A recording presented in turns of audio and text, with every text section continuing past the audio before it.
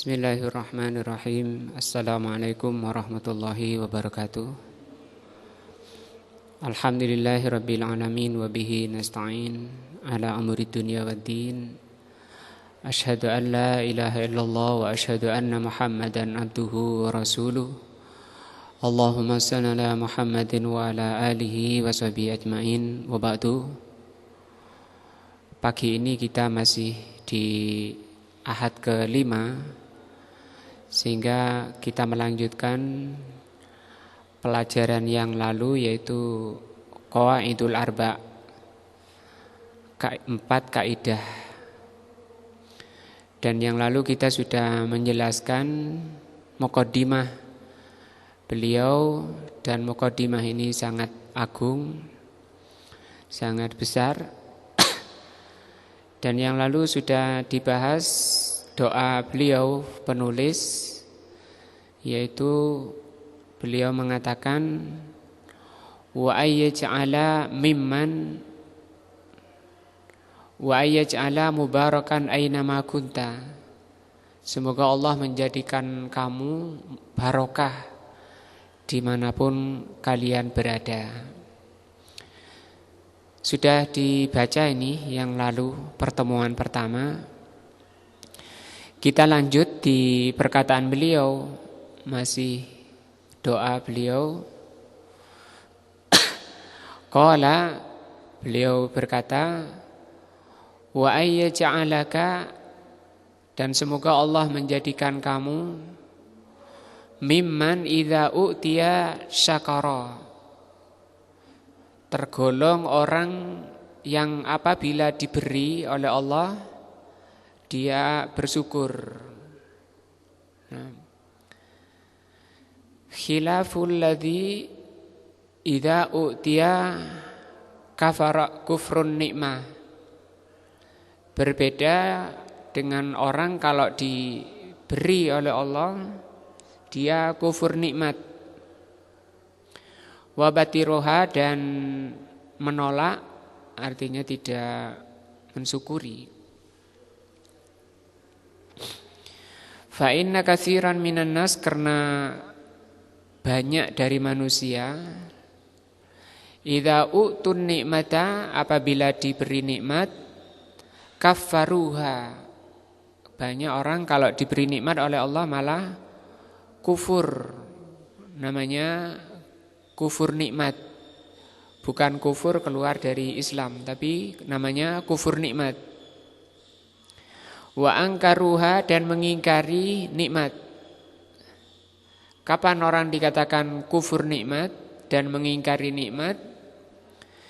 Diterangkan oleh beliau, wasarafuha fi ghairi ta'atillahi azza wajal, yaitu ketika mereka memakai harta itu atau nikmat itu bukan dalam rangka ketaatan kepada Allah. Artinya yang dikatakan bersyukur apabila menggunakan harta itu dalam rangka taat kepada Allah. Fasarat sababan lisaqawatihim, sehingga sikapnya yang seperti itu, kufur nikmat, maka nikmat itu menjadi sebab kebinasaannya, menjadi sebab binasa. Maka harta atau kenikmatan itu juga efeknya ada dua. Bisa jadi orang itu makin dekat kepada Allah, yaitu kalau bersyukur. Kapan itu dikatakan bersyukur? Apabila menggunakan harta dalam rangka taat kepada Allah. Tapi kalau sebaliknya, maka jatuh pada kemungkinan kedua, yaitu membinasakan. Nah, dan ini kebanyakan orang gagal ketika diberi nikmat. Ketika dibuka oleh Allah dunia itu, malah itu kebanyakan orang yang menjadikan mereka binasa. Itu kebanyakan orang, sehingga diberi oleh Allah, dibuka pintu dunia itu lebih bahaya daripada ditahan. dalam kondisi miskin itu mending ya, lebih mending daripada kalau dibuka oleh Allah. Sebagaimana hadis diriwayatkan oleh Imam Muslim ketika Rasulullah SAW mengutus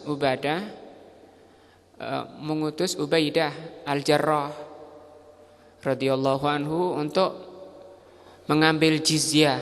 Jizyah itu upeti dari Khaybar, orang Yahudi Khaybar bayar upeti pada Rasul. Malam hari Ubaidah datang ke Madinah membawa harta yang banyak. Para sahabat mendengar dan sangat senang, gembira. Begitu habis sholat subuh, Rasulullah SAW melihat wajah-wajah para sahabat itu ceria, senang. Sehingga Rasul SAW mengatakan pada sahabat, aku lihat wajah-wajah kalian sangat gembira, senang. Apakah kalian mendengar apa kedatangan Ubaidah sama bawaannya?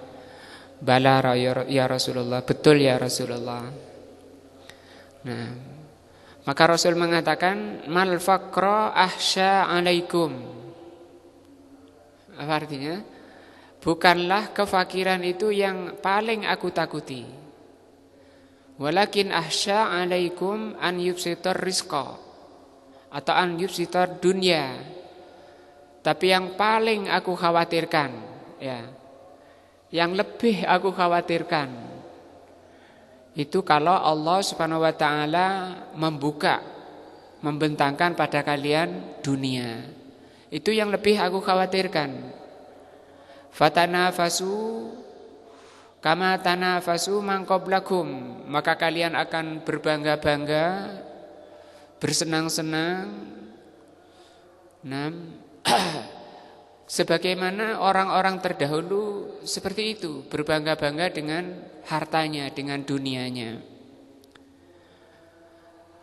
Fatahlaku, maka kalian binasa dengan itu, kama ahlakat man qablakum, sebagaimana binasanya umat terdahulu. Disebabkan karena berbangga-bangga kemudian membinasakan mereka. Maka buah dari harta yang dibuka oleh Allah itu yang pertama tanafus. Tanafus itu berbangga-bangga. Tafakhur, kalau di ayatnya tafakhur, tanafus.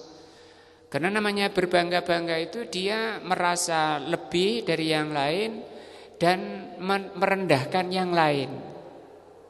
Itu jelek, sikap yang jelek seperti itu.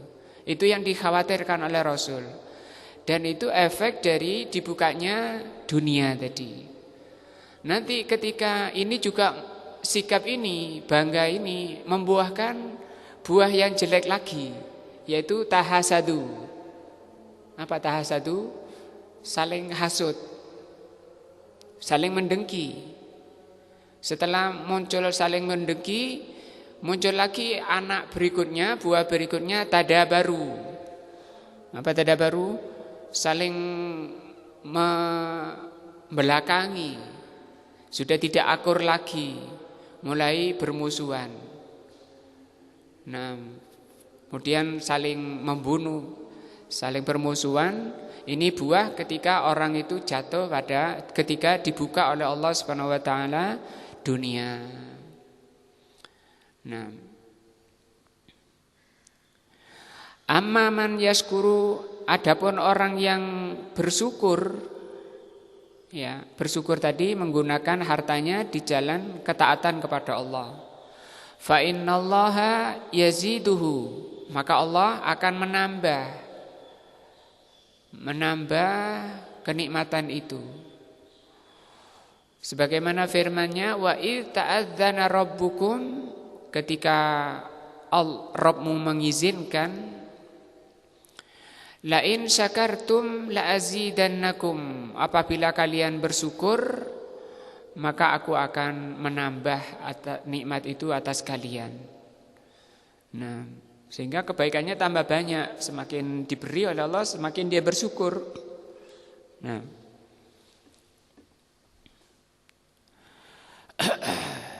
Wallahu jalla wa ala yazidus syakirin. Maka Allah Subhanahu wa taala di surat Ibrahim ini menjelaskan bahwa Allah akan menambah kenikmatan itu bagi orang-orang yang bersyukur. Min fadlihi berupa karunia dari Allah, wa ihsanihi dan kebaikan Allah Subhanahu wa taala. Fa idza aradta al-mazida, apabila engkau menginginkan bertambah, karunia Allah itu bertambah, kenikmatan itu bertambah, minan ni'ami, dari kenikmatan-kenikmatan, faskurillaha azza wajal, maka bersyukurlah kepada Allah azza wajal. Dan ini bertentangan dengan tabiat, ya, dengan watak manusia, terutama para pecinta dunia. Selama bukan pecinta dunia itu muhibbud dunya. Nah, pecinta dunia artinya memasukkan dunia itu ke hatinya. Sementara seharusnya harta itu tidak sampai, dunia itu tidak sampai ke hatinya. Nah, kalau sudah sampai di hati, nanti dia berat untuk mengeluarkan. Nah, maka ini kaidah, barang siapa ingin bertambah harta kenikmatannya, bersyukur kepada Allah. Nah, kaidahnya ada dua tadi, bersyukur kepada Allah dengan mengakui kenikmatan dari Allah, kemudian menggunakan di jalan ketaatan kepada Allah. Wa idza aradta zawalun ni'am, tapi kalau kalian ingin hilang kenikmatan, fakfurha, maka kufurilah nikmat itu. Artinya digunakan bukan dalam rangka ketaatan kepada Allah, berarti dia sedang menghilangkan daripada kenikmatan itu. Juga kekayaan itu bukan diukur oleh banyaknya harta. Sebagaimana hadis Rasulullah SAW mengatakan, laisal ghina bikasratil arad. Bukanlah kaya itu bukan diukur dengan banyaknya harta.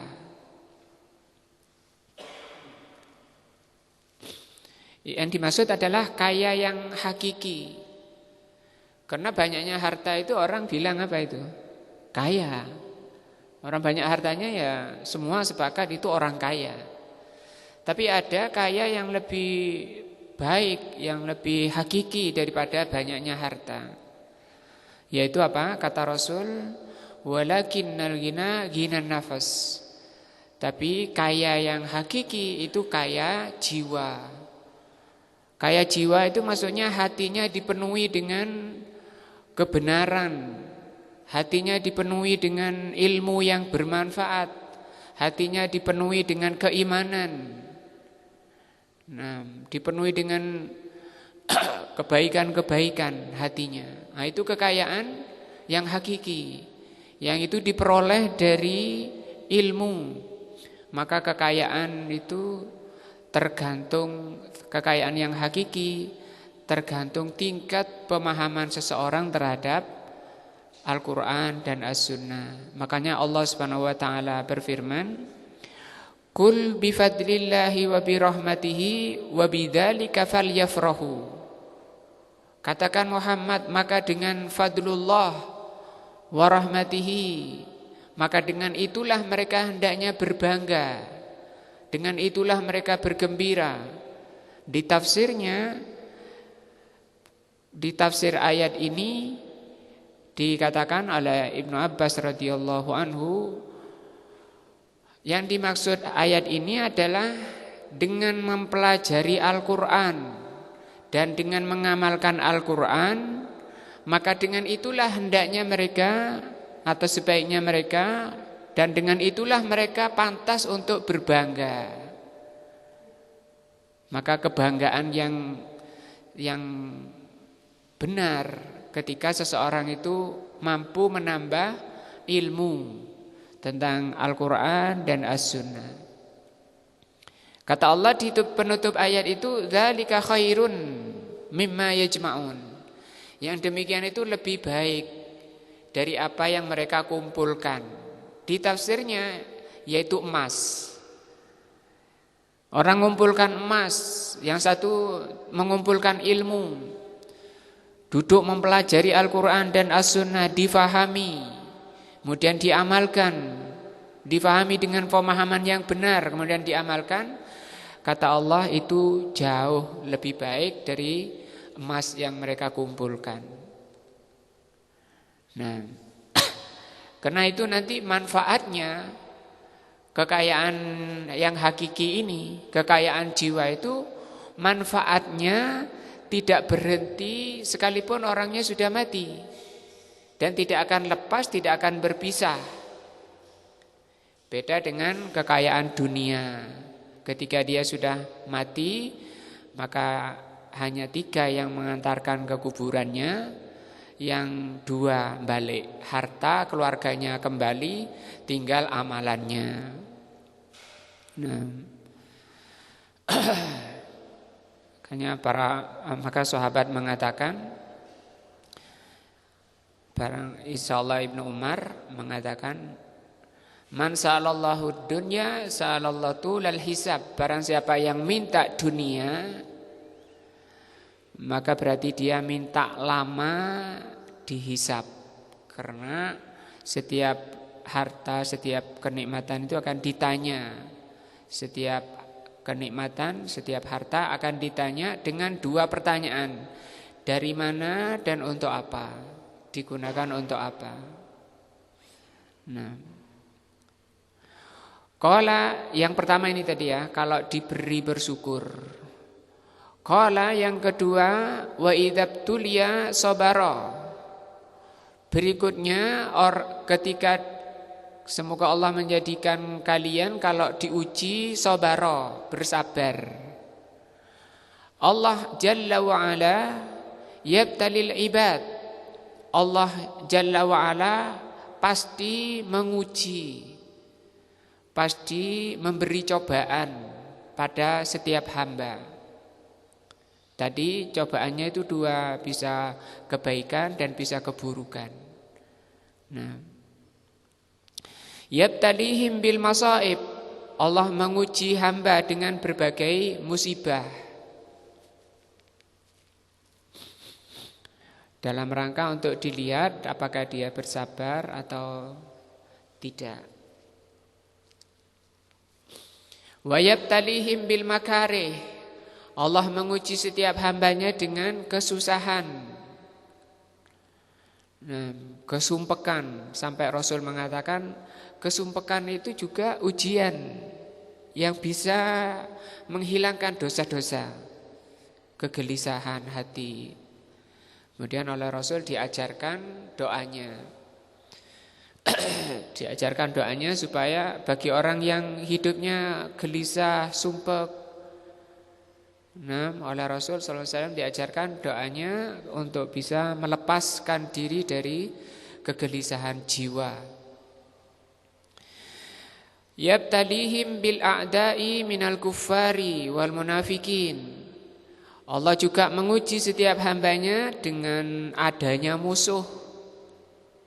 Jadi adanya musuh itu ujian, untuk dilihat sabar atau tidaknya. Siapa musuhnya? Berupa orang-orang kafir dan orang munafik. Munafik ini orang yang jelek tapi ngaku muslim. Fayahtajuna ila sabri. Maka wajib, maka manusia atau muslimin butuh kepada kesabaran. Wa adamul ya'si, tidak putus asa.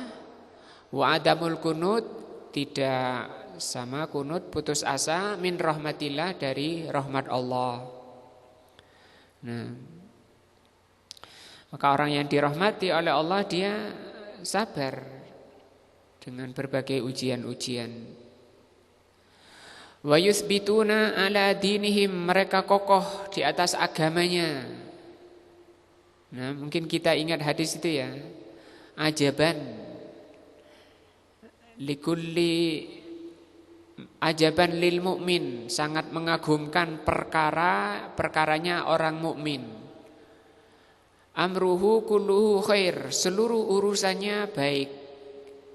Kalau ditimpa kebaikan dia bersyukur, maka itu kebaikan baginya. Kalau ditimpa kejelekan dia bersabar, dan itu kebaikan baginya. Nah, sehingga Umar Ibnul Khattab radhiyallahu anhu mengatakan, ma ubali. Nah, aku tidak peduli yang menimpaku itu kebaikan atau kejelekan. Ketika kebaikan menimpaku, maka aku akan bersyukur, dan ketika kejelekan menimpa aku akan bersabar, karena semua baik.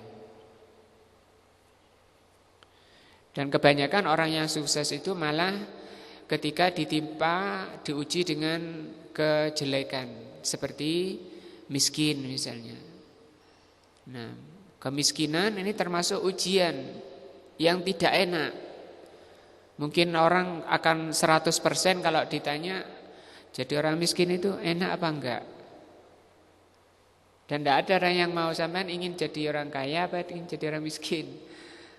Enggak ada yang mau, karena itu tidak enak. Tapi yang tidak enak ini justru menjadikan sebab kebanyakan penghuni surga. Rasulullah SAW bersabda, kumtu abwabal jannati, pernah aku berdiri di pintu surga. Fara'aitu aktsara ahliha, maka aku melihat kebanyakan penghuni surga itu al-fuqara wal masakin. Ternyata kebanyakan penghuni surga itu adalah orang-orang fuqara dan masakin. Makanya kata Syekh Ibnu Utsaimin rahimahullah, beliau mengatakan, bergembiralah jadi orang miskin, orang fakir. Karena orang fakir dan orang miskin yang beriman itu calon-calon penghuni surga. Nah, wala yatazahzahuna ma'al fitan, tidak menyibukkan diri, meleburkan diri dengan fitnah. Nah, fitnah itu ada dua, ada fitnah kebaikan, ada fitnah kejelekan. Dan fitnah itu pasti akan dihadapkan oleh Allah kepada setiap diri kita. Pasti kita akan diuji oleh Allah Subhanahu wa taala yang disebut dengan fitnah. Tadi ada fitnah kebaikan, fitnah kejelekan, fitnah kekayaan, dan fitnah kemiskinan. Nah, au yastaslimuna lil fitan. Nah, atau malah menyerahkan diri dalam fitnah, meleburkan diri dalam fitnah. Nah, itu keliru yang seperti ini. Orang yang tidak sabar namanya, ikut-ikut fitnah. Rasulullah SAW bersabda, likulli nabiyyin fitnah, pada setiap nabi itu ada fitnah, ada ujian.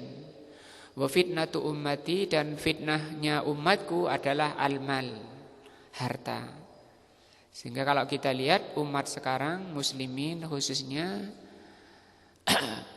banyak yang malah terlalaikan urusan agamanya, urusan akhiratnya, disebabkan karena apa? Fitnah dunia. Karena dunia itu memang kata Rasul sallallahu alaihi wasallam, inna dunya hadra wa khulwun. Apa hadra itu? Hijau, ya. Sehingga sampai orang Indonesia bilang kalau lihat duit itu apa? Matanya hijau. Padahal duitnya itu merah, ya. Hijau. Memang cocok, hadisnya mengatakan hijau. Apa? Hijau itu sejuk gitu loh. Ya kalau lihat duit kan sejuk. Dan hulwun, kata Rasul, bukan hanya dilihat warnanya, oleh Rasul masih dibilang rasanya. Rasanya apa? Hulwun, manis. Nah, tiga itu seneng gitu loh. Jiwanya itu seneng. Itu sifat dunia. Tapi hati-hati ya. Itu ujian. Kalau salah menggunakannya itu tadi jadi bumerang. Tapi kalau benar di atas kebaikan menggunakannya, itu namanya syukur nikmat, menjadi minnah. Nah, bal yasbutuna ala dinihim. Orang beriman harus kokoh di atas agamanya. Diajarkan doanya oleh Rasul sallallahu alaihi wasallam. Ya musarrifal qulubi, sarrif qalbi ala ta'atika. Ya Allah yang mengendalikan hati, yang mengarahkan hati, arahkanlah hatiku ini dalam rangka ketaatan kepadamu. Tidak cukup Rasul di situ masih mengajarkan doa berikutnya, ya muqallibal qulub. Wahai yang membolak-balikkan hati, sabbit qalbi ala dinik. Kokohkan hatiku di atas agamamu. Tadi setelah dikaruniakan oleh Allah, diberi taufik oleh Allah kepada hati itu untuk tetap kokoh di atas ketaatan, doa berikutnya adalah tetap di situ. Tetap di atas apa? Ketaatan. Tetap di atas agama Allah Subhanahu wa taala. Tidak goncang, tidak goyah. Nah, kokoh. Nah, dan untuk kekokohan ini harus ada sebabnya, yaitu dengan meningkatkan iman dan takwa. Wa yasbiruna ala ma yuqasuhum minal at'abi. Dan bersabar, orang muslim mukmin harus bersabar dengan apa yang mereka alami, mereka hadapi dalam kehidupannya, minal at'ab, berbagai kecapean-kecapean. Ya memang di dunia ini memang masa beramal. Nah, al-yaum al-amalu bila hisab, kata Ali radhiyallahu anhu. Hari ini adalah hari amal tanpa hisab. Wa ghadan al-hisabu bila amal. Dan besok adalah hari hisab tanpa amal. Nah, maka sekarang kita masa bertanam, masa bercocok. Tinggal yang kita tanam itu apa? Kalau sampai benih yang ditanam itu benih yang jelek, ya nanti panennya kejelekan. Berupa apa? Buah-buah zakum yang apabila didekatkan ke wajahnya maka akan hangus wajahnya karena dahsyatnya buah zakum. Famali'una minhal butun, kata Allah, pasti kalian akan memenuhi perutnya dengan buah zakum. Begitu masuk di kerongkongannya akan leleh kerongkongannya, masuk di perutnya akan hancur seluruh isi perutnya. Begitu seterusnya. Dia sanggup memakannya karena dahsyatnya rasa lapar yang Allah timpakan bagi orang-orang yang menanam benih-benih yang jelek di muka bumi ini. Bagi orang yang menanam dengan benih-benih yang baik berupa iman, amal soleh, ketaatan, ketakwaan kepada Allah, dia akan memanen buah-buah yang baik di surga. Buah apa itu? Kalau tadi zakum, sekarang di surga apa namanya? Tuba. Di surga ada tuba yang buahnya bisa diambil dengan cara duduk, dengan cara berbaring, dengan berdiri. Yang manusia, karena besarnya pohon itu manusia melewati di bawahnya 100 tahun perjalanan tidak akan selesai karena besarnya pohon tuba. Nah, maka kita butuh apa ini? Kesabaran. Wasbirun, sabar di dalam menjalani kehidupan dunia ini berupa kecapean-kecapean fi sabilillah, ketika menjalaninya. Bikhilafil ladzi idza btuliya jaza'a.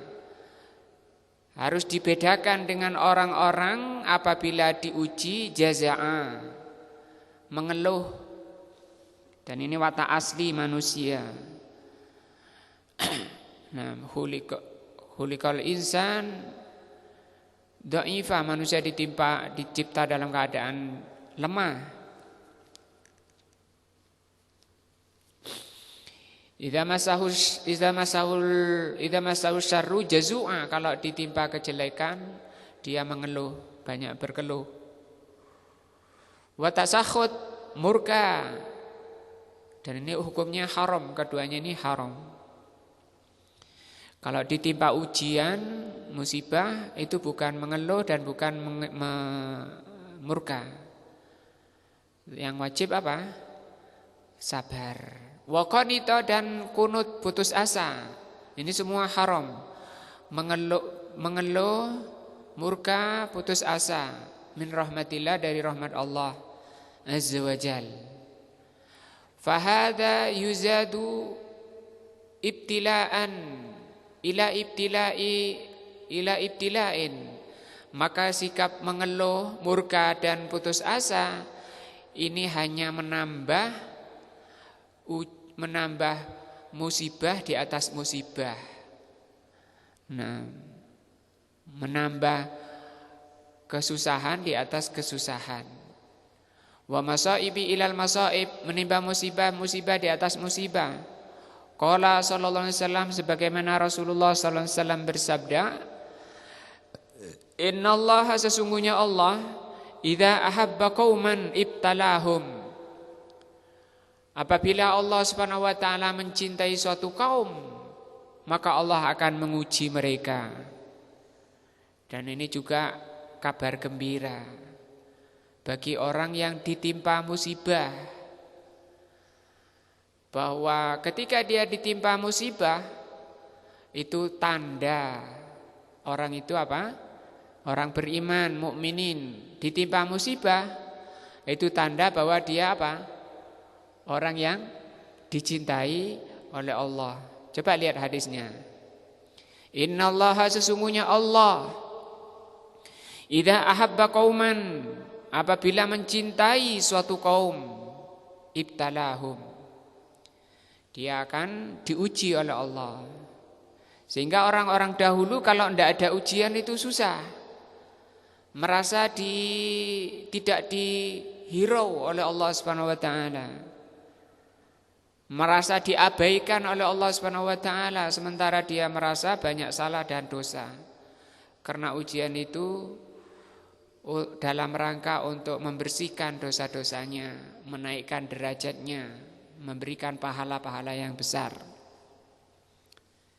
Maka jangan keburu mengeluh, putus asa, murka ketika diuji, berupa sakit, penyakit, dan berbagai musibah-musibah. Karena itu memang ujian tanda Allah mencintainya. Faman radiya, barang siapa yang ridho, falahur ridho, maka dia mendapat keridhoan dari Allah. Dan ridho ini suatu yang kita sepakati, bahwa perkara yang kita inginkan. Kita ingin menghadap Allah kondisi diridhoi oleh Allah Subhanahu wa taala. Maka ridho ini sikap yang dituntut, diharapkan dari ujian, hasil dari ujian. Ketika orang diuji itu ada 4 sikapnya. Yang pertama murka, ini hukumnya haram, hanya menambah musibah di atas musibah. Yang kedua hukumnya yang kedua namanya sabar, hukumnya wajib. Nah, yang ketiga ridho, ini ridho, hukumnya sunnah, tapi pahalanya lebih besar dari sabar. Para ulama khilaf, ada yang mengatakan kalau orang ridho ketika ditimpa musibah itu dia tidak merasakan beratnya musibah. Artinya jiwanya itu tetap saja tidak ada bedanya antara diberi nikmat, diberi uang banyak, sama diberi kantong kosong. Itu tetap orangnya stabil. Itu ridho. Yang tertinggi adalah syukur ketika ditimpa musibah. Ada 4 ya.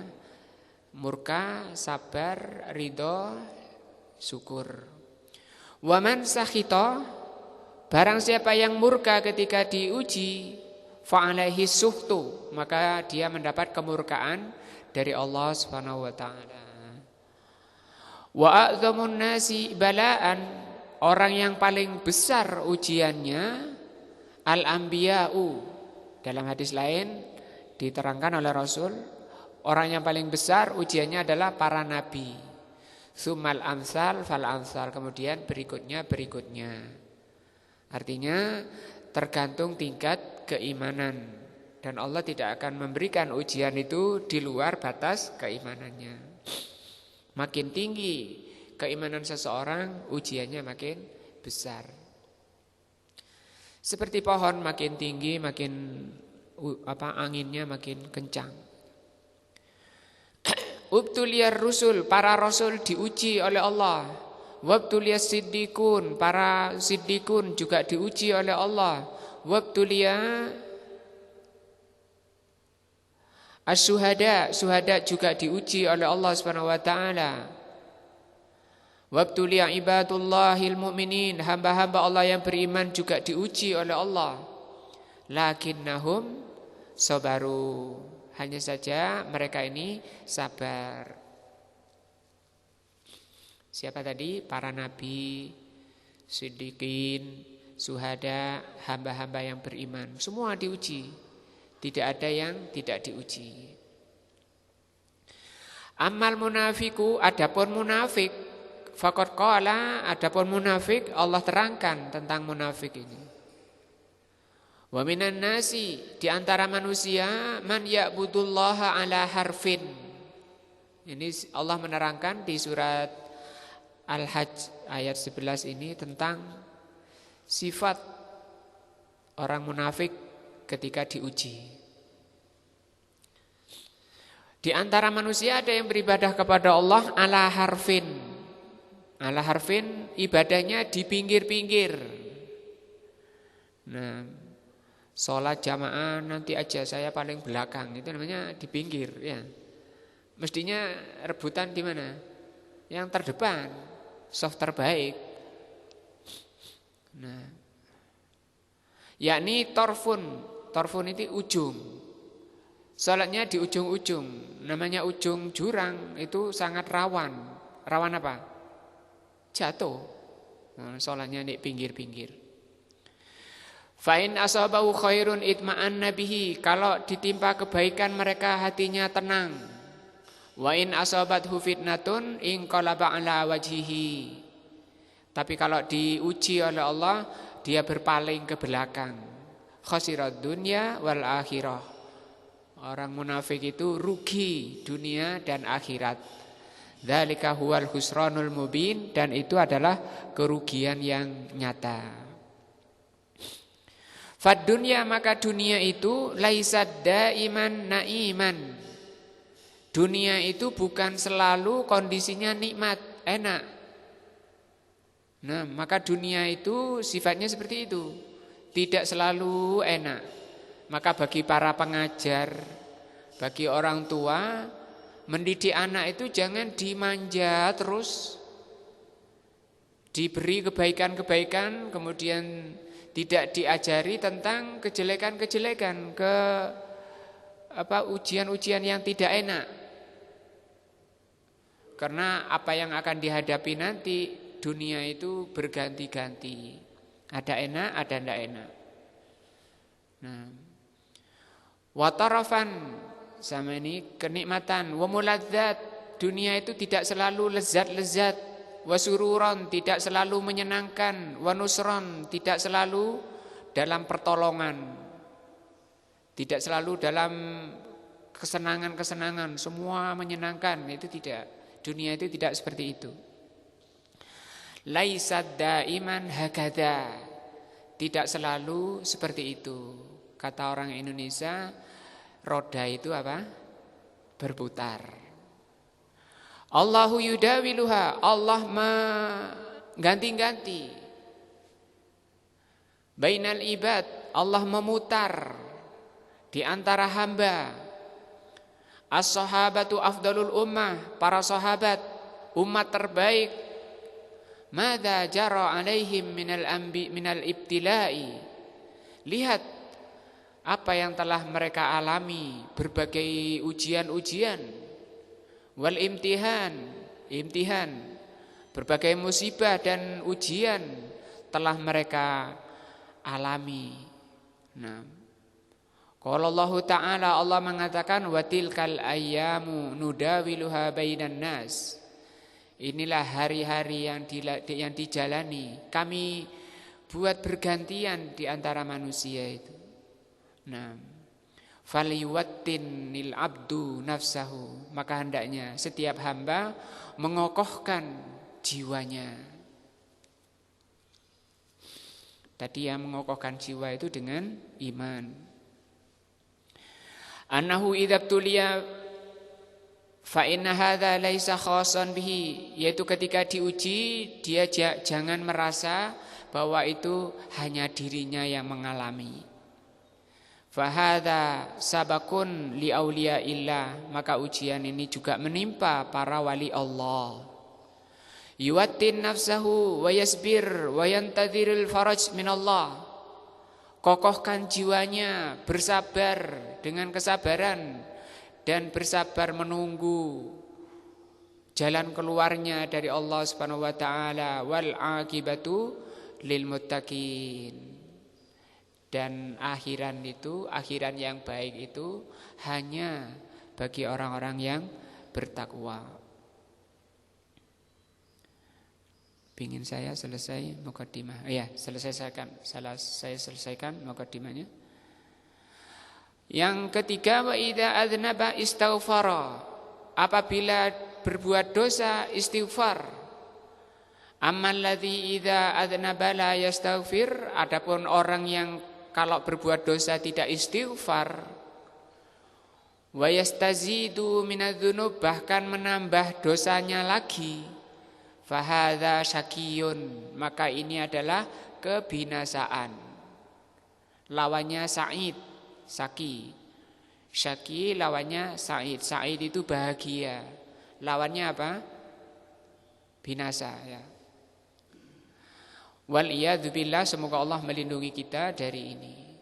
Lakinnal abdul mu'min, hanya saja setiap hamba yang beriman, kullama sadara minhu dzambun, ketika dia jatuh pada perbuatan salah dan dosa, badara bitaubah, dia bersegera bertaubat.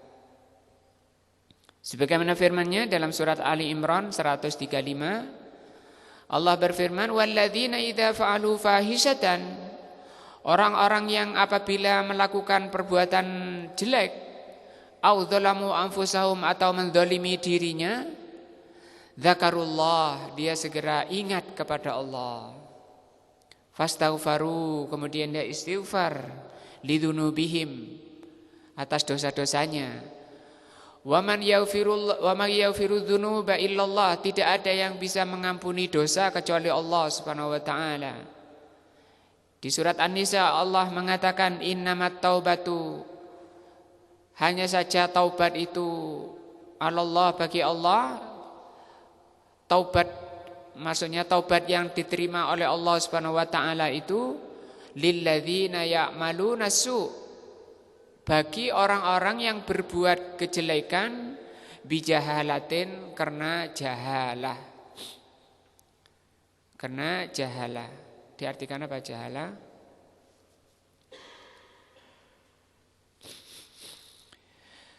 Tsumma yatubun, kemudian dia bertaubat, min qaribin, segera bertaubat. Jatuh pada perbuatan dosa karena jahalah, kemudian dia segera bertaubat. Wal jahalatu, apa jahalah itu? Al jahalatu laisa ma'naha adamul ilmi. Jahalah itu bukan bermakna tidak berilmu, tidak tahu. Kalau kita mungkin mengartikan jahalah itu bodoh. Bodoh maksudnya tidak mengerti. Maka jahalah itu bukan itu, kata beliau. Li'annal jahila la yu'akhadh, karena orang yang tidak tahu itu tidak disiksa. Ya. Orang jatuh pada perbuatan dosa karena tidak tahu itu tidak disiksa. Di surat Al-Baqarah ayat akhir, Rabbana la tu'akhidna in nasina au akhtana. Akhta itu maksudnya salah. Salah itu jatuh pada perbuatan yang salah, kondisi tidak tahu. Tidak disiksa. Berarti jahalah itu apa? Lakinnal jahalah huna, tapi jahalah yang dimaksudkan di ayat ini hiya diddul hilmi. Jahalah itu maknanya diddul hilmi. Diddul hilmi itu lawan dari hilm. Hilm itu keburu-buru. Tadi tidak sabar. Dia tidak dia sudah tahu ini dilarang, tapi dia terkalahkan tapi dia tidak sabar. Keburu-buru melakukan perbuatan tersebut, itu namanya jahalah. Fakullu man asallah, maka setiap orang yang maksiat kepada Allah fahuwa jahilun. Maka setiap orang yang bermaksiat kepada Allah maka itu disebut jahilun. Ya, jahalah. Bimakna naqisul hilmi, yaitu hilmnya itu kurang mampu menahan diri. Nah, itu namanya apa? Jahil. Bukan berarti tidak ngerti orang jahil. Wa naqisul aqliyah, akalnya kurang, berarti namanya bodoh itu. Bodoh itu akalnya kurang cerdas gitu ya. Wa naqisul insaniyah, insaniyahnya berkurang. Insan itu manusia.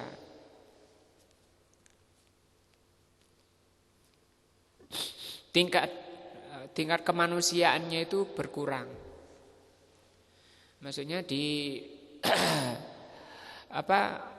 kalau manusia hilang dari kemanusiaannya, gesernya kemana?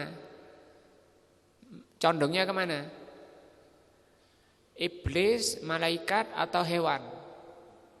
Hewan, karena ini nuruti nafsu. Setiap orang maksiat itu nuruti nafsu. Allah akan menciptakan 3 makhluk. Yang pertama, orang yang diberi akal, tidak diberi nafsu. Siapa itu? Malaikat. Yang kedua, ada yang diberi nafsu, tidak diberi akal. Apa itu? Hewan. Yang ketiga, diberi akal, diberi nafsu, yaitu manusia. Ketika manusia mampu mengendalikan nafsunya, kemudian dibina nafsunya kepada kebaikan, ketaatan, maka orang itu bisa melampaui malaikat. Tapi kalau manusia melalaikan dirinya, tidak dibina, dibiarkan dirinya, tidak mempelajari agama Allah, tidak menjalankan agama Allah, maka dia lebih jelek dari hewan.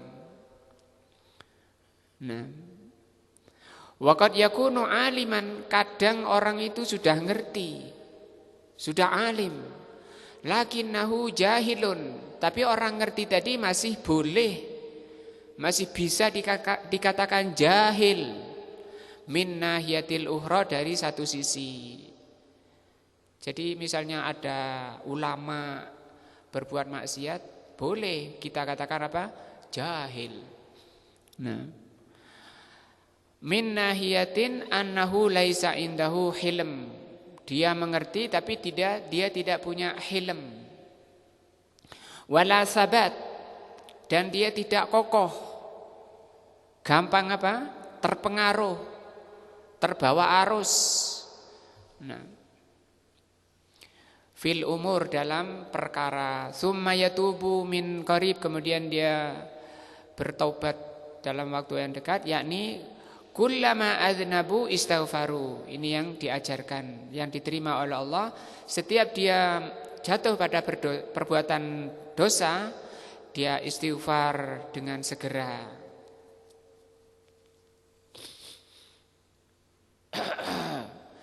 Dengan apa? Baca astagfirullah, astagfirullah, atubu ilaik.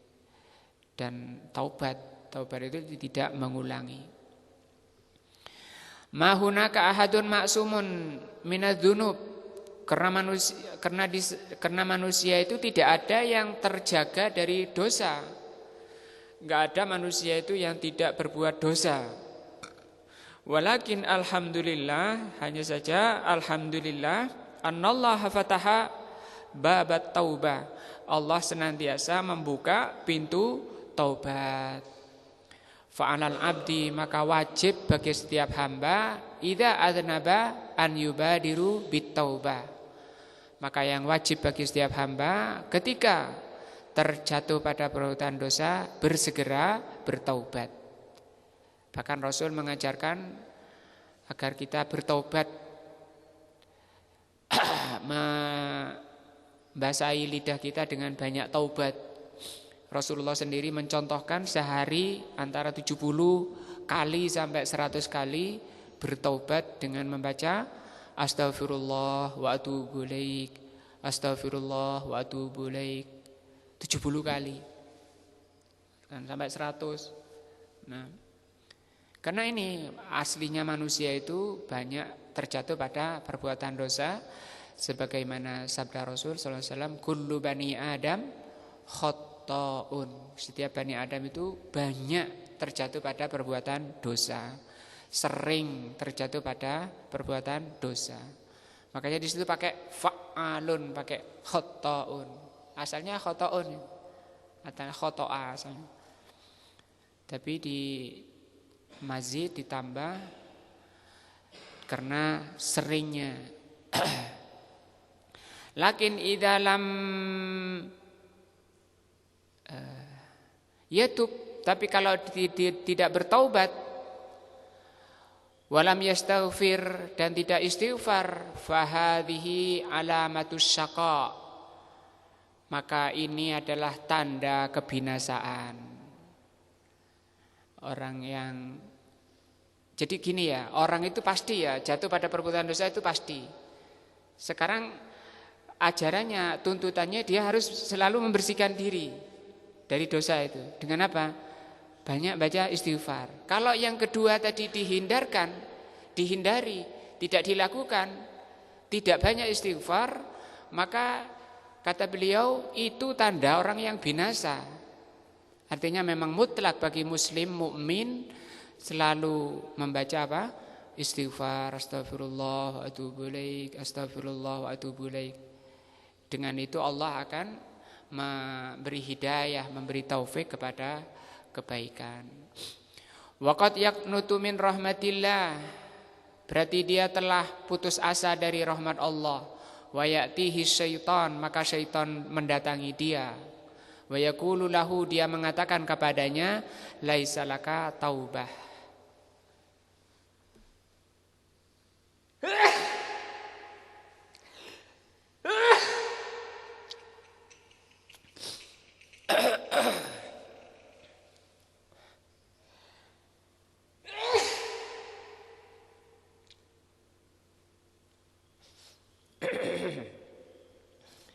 Tidak ada bagimu taubat. Ini kesalahan dan ini bisikan syaitan. Hadhil umuru salasu, tiga perkara ini. Apa tiga itu? Ini. Idza utiya syakara, yaitu kalau kamu diberi bersyukur, wa idza tuliya sabara, kalau diuji bersabar, wa idza adnaba istighfara, kalau berjatuh pada salah istighfar, hiya unwanus sa'adah. Ini adalah inti kebahagiaan seorang hamba. Kalau ini terluput nanti masuk ke lawannya, yaitu syaqa, binasa. Man wufiqa laha, barang siapa yang diberi taufik dengan tiga perkara ini, nalas sa'adah, dia akan mendapati kebahagiaan. Wa man hurrima minha, barang siapa yang terhindar dari ini, dari tiga perkara ini, Au min ba'diha, atau sebagiannya fa innahu syaqiyun, maka dia orang yang binasa. Selesai mukadimah dari Syekh. Mudah-mudahan meningkatkan iman dan takwa kita, menambah kebaikan-kebaikan kita, dan menghapus dari kesalahan-kesalahan, dosa-dosa yang kita lakukan. Wallahu a'lamu bishawab. Subhanakallah wa bihamdika asyhadu an la ilaha illa anta astaghfiruka wa atubu ilaika. Wassalamualaikum warahmatullahi wabarakatuh.